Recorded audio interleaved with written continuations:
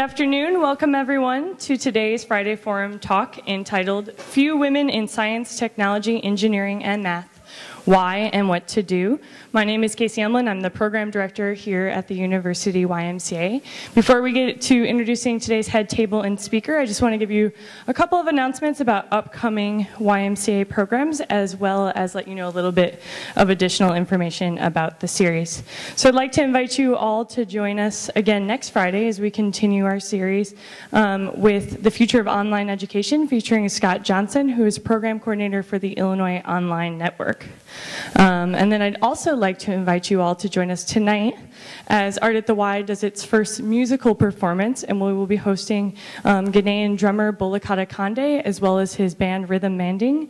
And that will be a free concert tonight at the Y in this room at 7 p.m. So we hope that you will consider joining us for that as well. The back of the series brochure, which is the postcard on your chair that looks like this, lists campus and community organizations that have joined with the Y, McKinley Foundation, First Mennonite Church, Wesley Foundation, and Episcopal Church and Foundation in financially sponsoring our program. And we would especially like to thank the local chapter of AAUW for today's program. But we do thank all of our supporters for their consistent support. Sign language interpreters are available for any speaker in our series. Please just let us know the Tuesday before the Friday of Friday lecture, and we can take care of that for you. Friday Forum is rebroadcast on WEF 90.1 Community Radio on Mondays from 6 to 7 p.m. They will also be rebroadcast on Urbana Public Television, or you can find videos of any Friday Forum on the University YMCA YouTube channel, which you can find by just searching University YMCA as one word. All of this is available on our website as well. After the speaker's presentation, we will begin a question and answer period using the remote microphone that I am currently holding. We ask that if you're going to ask a question that you please raise your hand and wait for me to bring you the microphone so that both the audience and the recordings can pick up your question and so that Ruth can hear you. So just raise your hand and I will bring the microphone to you. At this time, it is my honor to introduce today's head table. We are joined by Pam Erickson, who works in information and technology at Carle Hospital and is a member of AAUW locally. Brenda Wilson, who is an associate professor in microbiology and also a member of AAUW. Rachel Storm, who is a staff member at the Women's Resource Center, and Amy Rickman, who is formerly with the U of I Women in Engineering program and is the founder of Girl Zone. And finally, I would like to ask Nancy Dietrich, who is a member of the Friday Forum Committee, as well as AAUW, to come up and introduce today's speaker.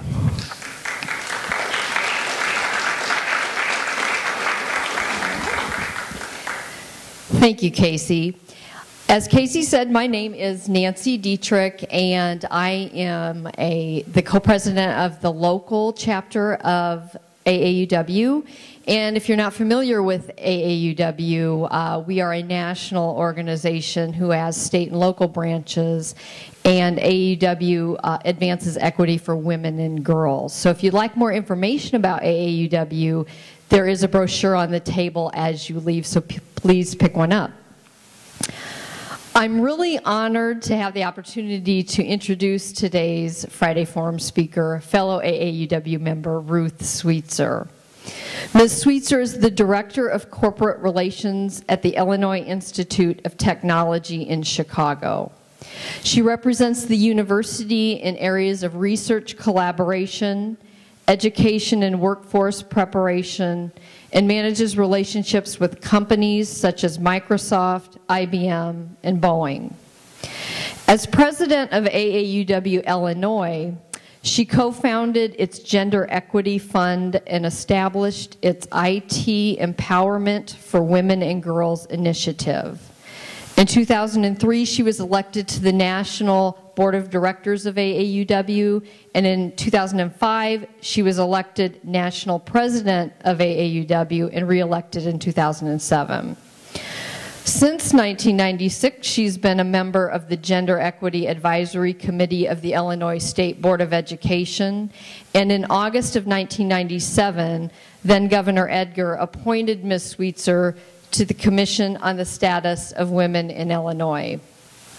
Since 1990, she's presented more than 250 keynotes, workshops, staff development programs, and presentations on educational equity, and has received numerous awards for her professional and community work.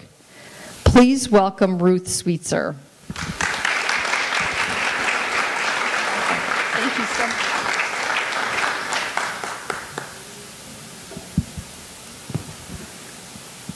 Thank you, Nancy, and thank you all for being here today, and thank you for the invitation to be able to talk with you.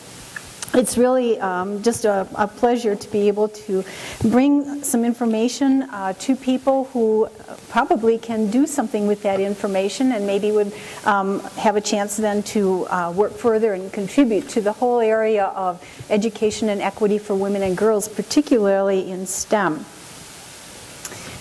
What I'd like to just mention as we start is the fact that, as I understand it, this series has to do with public education in one way or another.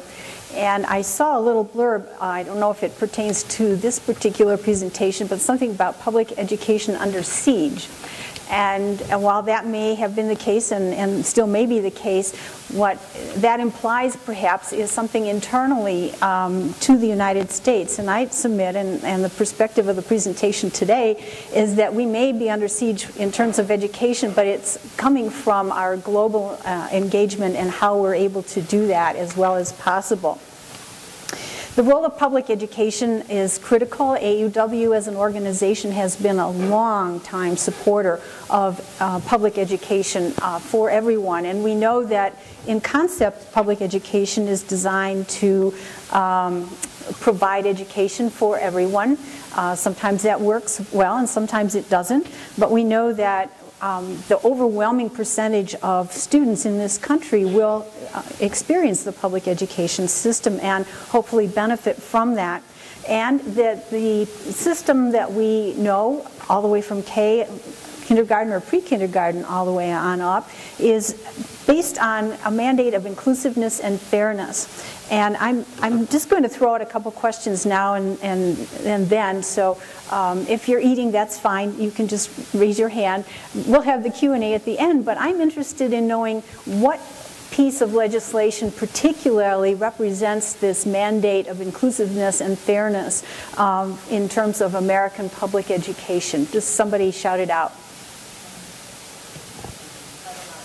Title IX. Okay, how many